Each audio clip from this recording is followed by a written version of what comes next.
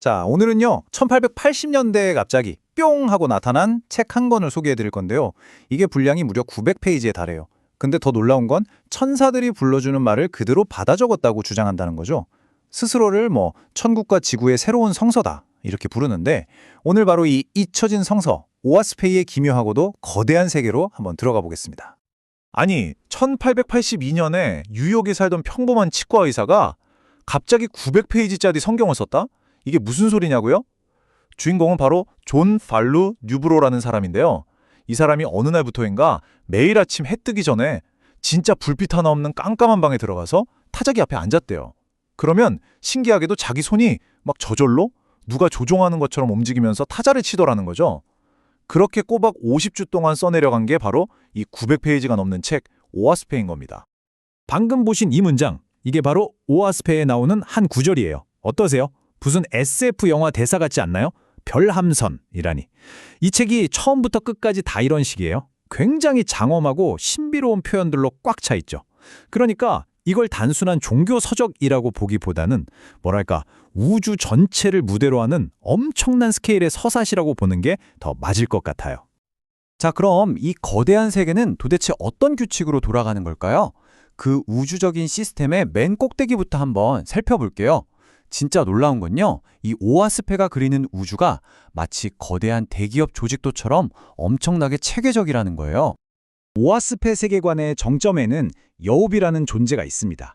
근데 이 여우비는 우리가 생각하는 그런 신하고는 좀 달라요. 그냥 존재 그 자체, 우주 전체의 총합이라고 봐야 돼요.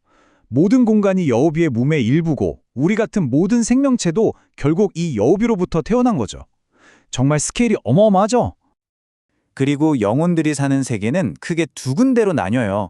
첫 번째는 지구 바로 옆에 붙어있는 아트모스피리아라는 곳인데 여긴 뭐랄까 아직 미성숙한 영혼들이 혼란스럽게 뒤섞여 있는 좀 시끌벅적한 곳이에요. 일종의 영적인 유치원 같은 느낌?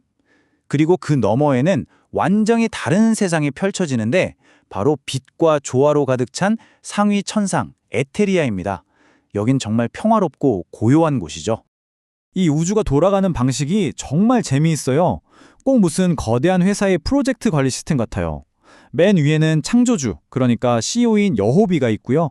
그 아래로 우주 전체를 관리하는 오리안 족장, 그리고 지구를 약 3000년 주기로 담당하는 지상의 신이 있죠. 그 밑으로는 또 지역 관리자인 주가 있고 마지막으로 우리 같은 인간들을 1대1로 마크하는 수호천사까지. 와, 정말 CEO부터 현장 실무자까지 완벽한 지휘 체계를 갖추고 있는 거죠. 자, 이렇게 완벽한 우주적 관리 시스템이 있는데 그럼 그 시스템 안에서 살아가는 지상의 주인공, 바로 우리 인류는 어떤 모습일까요? 오아스페에서는요, 인류를 그냥 하나로 보지 않아요.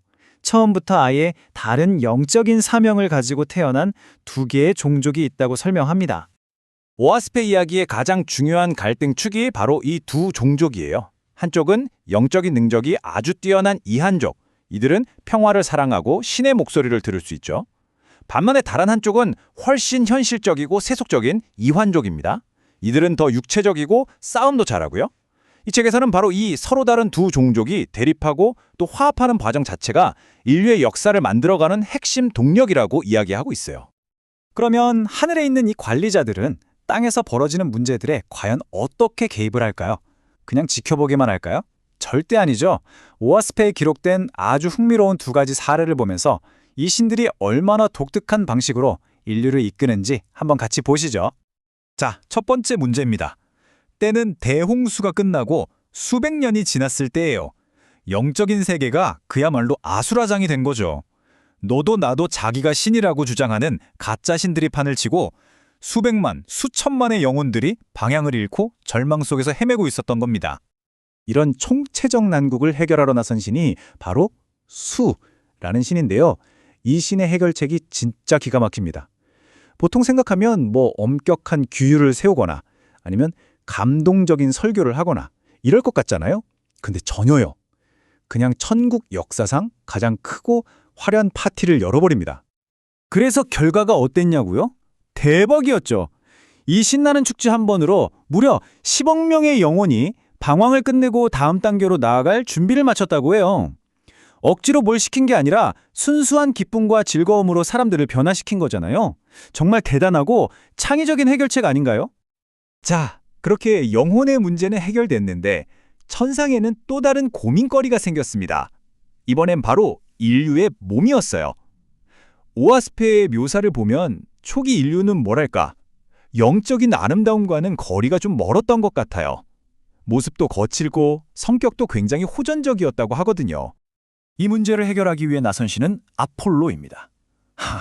근데 이 아폴로의 해결책은 이전보다 훨씬 더 파격적이고 놀라워요.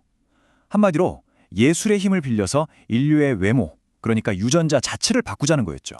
방법은 이렇습니다.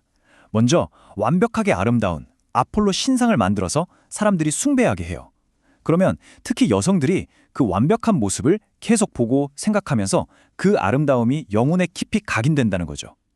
그리고 그 영적인 각인이 뱃속의 아이에게 영향을 줘서 실제로 더 아름답고 조화로운 아이가 태어나게 된다는 그런 개념입니다. 정말 상상도 못한 방법이죠? 이거 어떻게 보면 좀 섬뜩하게 들릴 수도 있는데 신성한 우생학이라고 부를 수도 있겠죠? 아무튼 이 계획은 오아스페에 따르면 엄청난 성공을 거둡니다. 이 프로젝트 덕분에 다음 단계로 승천할 준비를 마친 영혼의 수가 자그마치 85억 명에 달했다고 하니까요. 자, 그럼 도대체 왜 이렇게까지 하는 걸까요? 축제를 열고 예술로 사람을 바꾸고 이 모든 신성한 관리와 개입이 향하는 궁극적인 목표는 대체 뭘까요? 그 이유는 바로 영혼들의 추기적인 부활 때문입니다. 이 책에서는 우주 전체가 하나의 거대한 영혼 학교 같은 거라고 설명해요. 영혼들이 여러 단계를 거치면서 성장하고 결국 더 높은 천상으로 졸업할 수 있도록 도와주는 거죠. 그러니까 이 모든 과정이 결국 영혼의 성장을 위한 거대한 프로젝트인 셈입니다. 그리고 오랜 시간이 지나서 한 주기가 딱 끝나면 마침내 졸업식이 열립니다. 이걸 책에서는 위대한 수학이라고 부르는데요. 준비가 다 된 영혼들을 한꺼번에 거두어들이는 거죠. 예를 들어 네프라는 신은 딱 한 번의 수학 시즌에 무려 20억 개의 영혼을 졸업시켜서 더 높은 천상으로 이끌었다는 기록도 있어요. 이렇게 졸업하는 영혼들은 아주 특별한 이름으로 불려요. 바로 창조주 여우비의 신부와 신랑입니다. 이들은 이제 지상의 모든 것들을 뒤로하고 영원히 떠나는 거예요. 그리고 그들의 최종 목적지는 바로 자기 자신의 영혼을 완벽하게 갈고 닦아서 결국 창조주 여우비와 하나가 되는 것, 바로 그것입니다. 결국 이 오아스페라는 책은 우리에게 정말 상상을 초월할 정도로 거대하면서도 동시에 소름 돋을 만큼 체계적으로 관리되는 하나의 우주를 보여주고 있어요. 자, 여러분은 어떻게 생각하시나요? 이 이야기가 정말 우주의 비밀을 담은 신성한 설계도일까요? 아니면 그저 19세기 미국인의 놀라운 상상력이 만들어낸 한 편의 잊혀진 판타지 서사시일까요? 그 판단은 이 이야기를 들은 여러분 각자의 몫으로 남겨두겠습니다.